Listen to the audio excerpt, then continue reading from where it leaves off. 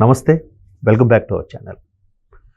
తుని చిన్నారి జ్ఞానేశ్వరి నిజంగా చాలా మిస్టరీగా ఉంది. ఏ సస్పెన్స్, ఏ థ్రిల్లర్ సినిమా కూడా దీనికి సరిపోవట్లేదు. అంటే క్షమించాలి, సినిమాతో పోల్చానని అనుకోవద్దు.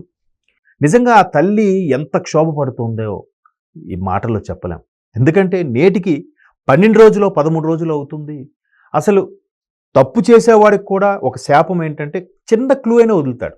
అంటే ఒకవేళ కిడ్నాప్ చేసి ఉంటే, అలా కాకుండా ఇంకేమైనా దారుణం జరిగినా కూడా చిన్న ఆనవాలైనా దొరుకుతుంది, దొరకాలి కూడా. ఇక ప్రకృతితో ద్వారా వచ్చిందో అంటే నోబడి, ఎవరు ఏం చెప్పలేరు. ఇక్కడ భిన్న స్వరాలు, విభిన్నమైన పరిశోధనలు జరుగుతున్నప్పటికీ పాపకు సంబంధించిన చిన్న క్లూ కూడా దొరకపోవడం అనేది నిజంగా ఏ మిస్టీరియస్ స్టోరీ కూడా పనికిరాదేమో అనిపిస్తుంది. ముందు అంత ఆశ్చర్యం అనిపిస్తుంది. దానికి తగ్గట్టుగా రకరకాల ప్రశ్నలు, రకరకాల డౌట్లు రైజ్ అవుతున్నాయి. కొంతమంది మిత్రులు స్వయంగా అక్కడికి వెళ్ళి వీడియోస్ చేసి చూస్తుంటే చాలా ఆశ్చర్యం కలుగుతుంది. ఇప్పుడు ముందు బొమ్మలు కట్టారు. బొమ్మలు కడితే దాన్ని కూడా, అంటే పోలీసులు రకరకాల కోణాల్లో ఆలోచించి ఏ ఒక్క చిన్న అవకాశాన్ని కూడా వదిలిపెట్టకూడదు. ఎందుకంటే వాళ్ళకు కూడా పైనుంచి ప్రెషర్ ఉంది. లోకల్గా ఉండే సిఐ దగ్గర నుంచి, సబ్ ఇన్స్పెక్టర్ నుంచి, కానిస్టేబుల్ నుంచి, జిల్లా అధికారి ఎస్పీ నుంచి అందరికి కూడా ప్రభుత్వ యంత్రాంగం నుంచి ప్రెషర్ ఉంది. ఈవెన్ సీఎం ఆఫీస్ నుంచి ఫోన్లు వెళ్తున్నాయి వాళ్ళకి. ఏమైంది ఇన్ని రోజులు, ఏం చేస్తున్నారు మీరు అని. వాళ్ళకి ఎలా ఉంటుంది? అరే ఏంటిది? ఎప్పుడైనా అది ఏదో దిస్ ఆర్ దట్, ఏం జరిగింది? పాప మిస్ అయింది, కిడ్నాప్ అయిందా, లేదా ఏమైనా జరగడానికి ఘోరం జరిగిందా, ఏదో ఒకటి తేల్చాలి కదా. ఏమీ ఫైండ్ అవుట్ అవ్వట్లేదు, ఏమీ నిర్ధారణకు రాలేకపోతున్నారు. ఈ నేపథ్యంలో బొమ్మలు కడితే ఒకడంటాడు, చేతబడి అంటాడు. సరే మెటల్కి సంబంధించినవి వెళ్తే వీళ్ళేదో మంత్రాలకు చింతకాయలు రాలుతాయి అన్నట్టు మంత్రాలు వేస్తున్నారు అంటాడు ఒకడు. మరోవైపు ఎలా అయినా ఇప్పుడు శాటిలైట్ టవర్స్, సెల్ టవర్స్ ద్వారా సుమారుగా సరౌండింగ్స్లో 7 టవర్లు గుర్తించారట. జియో, బిఎస్ఎన్ఎల్, ఎయిర్టెల్ ఇవన్నీ కలిపి. ఈ 7 టవర్ల ద్వారా సుమారుగా ఆ మిస్ అయిన సమయంలో మాట్లాడింది ఎవరని చూస్తే 4800 కాల్స్, అంటే సుమారుగా 5000 కాల్స్ విని అబ్జర్వ్ చేస్తే అందులో దొరకలేదు. సరే ఒక చెరువు ఏదో కనబడింది, ఆ చెరువుని మొత్తం జల్లెడ పడితే అందులో కూడా ఆనవాళ్ళు దొరకలేదు. సరే ఆ కుక్క ఏదో కనిపించింది కదా చివరిసారి, కానీ దానికి ట్రాకర్ పెడితే ఆ కుక్క నెక్స్ట్ డే ఎప్పుడో చనిపోయింది. ఒక 8 కిలోమీటర్లు ఎంతో తిరిగిందంటే ఒక రోజంతా, తర్వాత రోజు చనిపోయింది. సరే ఈ కొత్త ట్విస్ట్ ఏంటంటే ఆ కుక్క ఏదైతే చివరిగా కనబడిందో అంతకు ముందు రోజు లేదా పాప మిస్ అయిన సమయంలో ఒక వ్యక్తిని కరిచిందంట. ఆ వ్యక్తి మళ్ళీ ఇప్పుడు ఆ వ్యక్తి జాడ కూడా దొరకడం లేదు. ఎట్లా అసలు ఏ కోణంలో చేయాలంటారు? దీన్ని ఖచ్చితంగా ఒక దివ్య దృష్టితో ఉన్న ఒక ఋషి పొంగవుడో, లేదంటే ఒక జ్ఞానియో, ఒక యోగి ఎవరో వచ్చి ఆయన ఏదో చెప్తే కానీ ఇది ఫైండ్ అవుట్ అయ్యేలా లేదు. అంతగా మిస్టీరియస్గా మారిపోయింది. ఒకవైపు హోంమంత్రి అనిత గారు, మరోవైపు డిప్యూటీ సీఎం పవన్ కళ్యాణ్ గారు, మరోవైపు ముఖ్యమంత్రి చంద్రబాబు నాయుడు గారు ఆర్డర్స్ ప్రకారమే స్వయంగా సీఎం ఆఫీస్ నుంచి కూడా ఫోన్స్ వచ్చి ఏంటి ఎంతవరకు వచ్చింది, దానికి ఇమీడియట్గా క్లోజ్ చేయండి అని ప్రెషరు. ఏం చేస్తారు? ఇప్పటికే 100కు పైచిలుగా పోలీసు బాసులు, పోలీస్ యంత్రాంగం రకరకాల టీములుగా విడిపోయి, సుమారుగా 11-12 టీములుగా విడిపోయి మరీ పనిచేస్తున్నారు. అలాగే ఈ నేషనల్ రెస్క్యూ టీం ఉంటుంది కదా, ఎన్డీఆర్ఎఫ్ ఏదో అంటారు, వాళ్ళు national disaster and rescue force, వాళ్ళు ఒక 30 మంది ఎంతమందో ఒక 4-5 టీములుగా వాళ్ళు వర్క్ చేస్తున్నారు. ఎక్కడ ఈవెన్ స్థానికంగా కొంతమంది మీడియా మిత్రులు దాన్ని ఏమంటారు, ఇన్వెస్టిగేటివ్ జర్నలిజం అనే కాన్సెప్ట్లో వాళ్ళు కూడా రీసెర్చ్ చేస్తున్నారు.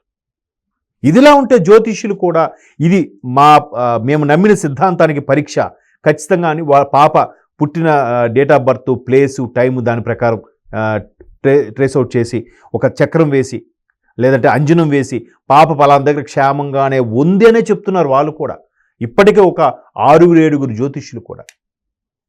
ఇలా ఉంటే ఈ మధ్యకాలంలో ఒక యూట్యూబర్ వెళ్ళి అక్కడ వీడియో చేసిన సందర్భంగా అక్కడ వాళ్ళకి చెప్పిన సమాచారం ఏంటంటే ఊర్లో ఉన్న పూర్వీకులు ఇది ఎప్పుడో జరిగిందంటలేదు, అంటే దానికి దీనికి లింక్ చేసి చెప్పి హైలైట్ చేసేస్తున్నారు. కానీ అక్కడ స్థానికంగా ఉండే ఒక కుర్రాడు తప్పిపోయి మరలా పెళ్ళీడి వయసుకు వచ్చాక, అంటే చిన్నప్పుడు ఎప్పుడో ఈ చిన్న పాపలాగే ఒక 3 ఏళ్ళలో 10 ఏళ్ళ లోపు తప్పిపోయి తర్వాత పెళ్ళిడు అంటే 20-25 ప్లస్సే కదా, ఆ టైంకి వచ్చి మళ్ళీ తల్లిదండ్రులు కలుసుకోవడం. ఈ తల్లిదండ్రులు కూడా పెంచిన ప్రేమని ఎవరైతే ఉన్నారో వాళ్ళు కాదనలేకపోయారు కాబట్టి కన్నవారు పెంచిన వారికి ఎంతో కొంత అమౌంట్ సుంకం అలాంటిది ఏదో చెల్లించి ఆ బిడ్డని వీళ్ళు తీసుకున్నారట. అక్కడ స్థానికంగా ఉండే ఎవరో ముసలాయన ఒక వార్త చెప్పారు. దానికి దీనికి సంబంధం ఏంటి అంటే దాన్ని కూడా ఎవరు వేస్ట్ మ్యాటర్గా కొట్టి పారేయట్లేదు. ఎందుకంటే ఓకే ఈ పిల్ల కూడా అలాగే మిస్ అయ్యి కొద్ది నెలల తర్వాత సంవత్సరాల తర్వాత ఖచ్చితంగా తిరిగి వస్తుంది, తల్లిదారికి బిడ్డ క్షేమంగా చేరుతుంది, ఇదే కాన్సెప్ట్లో ఉన్నారు. సో ఎప్పుడో జరిగింది, ఇప్పుడు రీసెంట్గా 2-3 సంవత్సరాల కింద జరిగిందండి, అప్పుడు కూడా ఇలాగ మళ్ళీ పాప క్షేమంగా తిరిగి వచ్చేసిందండి, లేదంటే ఒక 5 ఏళ్ళ కింద జరిగిందండి, పాప బాబు క్షేమంగా వచ్చేసాడని చెప్పచ్చు. అంటే ఇక్కడ ఎవరైతే పరిశోధనలో భాగంగా పోలీస్ యంత్రాంగం సహకరించాలనుకోవడం, లేదంటే వాళ్ళ పంథాలో మేమే కనిపెట్టేస్తాం, మేము ట్రేస్అవుట్ చేసేసాం అని గొప్పగా చెప్పుకునే తోరణంలో వాళ్ళు మాట్లాడుతున్నారు. ఒక చిన్నపిల్లాడు తప్పే పెళ్ళిళ్ళు వయసుకు వచ్చాడంటే ఇప్పుడు అది ఆ ప్రాంతంలో అప్పుడు జరిగినట్ట, ఎప్పుడో జరిగింది కదా, అది యాదృచ్ఛికం, అంతే అలా జరిగింది, దానికి దీనికి లింక్ పెట్టాల్సిన అవసరమే లేదు. ఇంకో కోణంలో చూస్తే పోలీసులు ఈ సంచార జీవులు ఎవరైతే ఉంటారో చూసారా, ఎక్కడికక్కడ వెళ్ళి మూటలు కొట్టుకొని టెంట్లు వేసుకొని అక్కడ కొన్నాళ్ళు గడిపి వెళ్ళిపోతూ అలా బతుకుతూ ఉంటారు వాళ్ళు, మైగ్రేట్ పీపుల్స్ అనమాట. వాళ్ళకి ఎక్కడ కంఫర్ట్గా ఉంటే అక్కడ ఉండడం, వాళ్ళకంటూ ఒక స్థిర నివాసము ఒక సొంత ఊరు అంటే ఏమి ఉండదు. అలాగా కూలీ ఇది బొమ్మలు పూతలు పూసుకోవడము, లేదంటే కొన్ని క్లీన్ చేస్తామని చెప్పి అలాంటి వాళ్ళు వస్తుంటారు. వాళ్ళు ఎప్పుడు సంచార జీవులుగా ఉంటారు. అటువంటి వాళ్ళకి స్థిరమైన ఇది ఉండదు కాబట్టి అటువంటి వాళ్ళు ఎవరైనా తీసుకెళ్ళిపోయారేమో, వాళ్ళకు ఉపయోగపడుతుందనో, లేదంటే కొంత వయసు వచ్చాక అమ్మేద్దామనో, లేదంటే ఆర్గాన్ కోసమో ఉమెన్ ట్రాఫికింగ్ కోసమో చేసేస్తారేమో, అలాంటి కోణంలో కూడా ఆలోచిస్తున్నారు. ఇంకొంతమంది పోలీసులు ఎలా ఆలోచిస్తున్నారంటే ఈ మొబైల్ కనీసం ఎవరు ఉపయోగించిన వాళ్ళు, అటవీ ప్రాంతానికి చెందిన వాళ్ళు అయితే ట్రాకింగ్ అది కష్టం ఉంటుంది కాబట్టి ఆ పరంగా ఏమైనా చేశారా, కొన్నాళ్ళు వాళ్ళ దగ్గరే ఉంచుకొని చక్కగా పెంచుకొని ఎంత సమస్య అంతా సద్దుమణిగిపోయి కొన్ని నెలల తర్వాత మర్చిపోతే అప్పుడు తీసుకెళ్ళి వాళ్ళ అవసరాలకు వినియోగించుకోవడమో లేక ఏదైనా చేసేయడమో చేస్తారా అని ఇట్లాంటి భిన్న కోణాల్లో భిన్న అభిప్రాయాలతో రీసెర్చ్ చేస్తున్నారు. సో ఏది ఏమైనా ఎక్కువ మంది జ్యోతిష్యులు వాళ్ళ యొక్క ప్రిడిక్షన్ అంటే వాక్శుద్ధి ఉన్న వాళ్ళు ఎవరైతే ఉన్నారో వాళ్ళు ఖచ్చితంగా ఆ పాప తిరిగి వస్తుంది అనే కోణంలోనే ఇక్కడ చెప్తున్నారు. సో అదొకటి మాత్రం పాజిటివ్గా ఆ పాజిటివ్ వైబ్ నాకు బాగా అనిపించింది.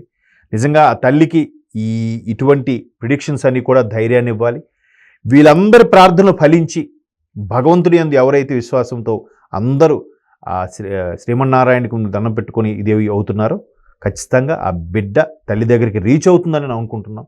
బట్ ఏది ఏమైనా ప్రయత్నం చేయకుండా అయితే బిడ్డ రాదు. బట్ ఈలోగా ఆ తల్లి క్షోభ ఎంత దారుణంగా ఉంటుందో ఒకసారి ఊహించండి. కాబట్టి అపోహలు ఏవి మన ఎవరి ఛానల్ ద్వారా కూడా స్ప్రెడ్ చేయొద్దు. మ్యాక్సిమం పోలీస్ యంత్రాంగానికి ఉపయుక్తంగా ఉండేవి, బిడ్డకి కనబడడానికి ఉపయోగపడే అంశాల మీద చేయాలని కోరుకుంటున్నాను. ఏవేవో లింకప్ పెట్టేసి వ్యూస్ కోసమో లైక్స్ కోసమో పబ్లిసిటీ చేయొద్దని ఇది నా రిక్వెస్ట్. ప్లీజ్.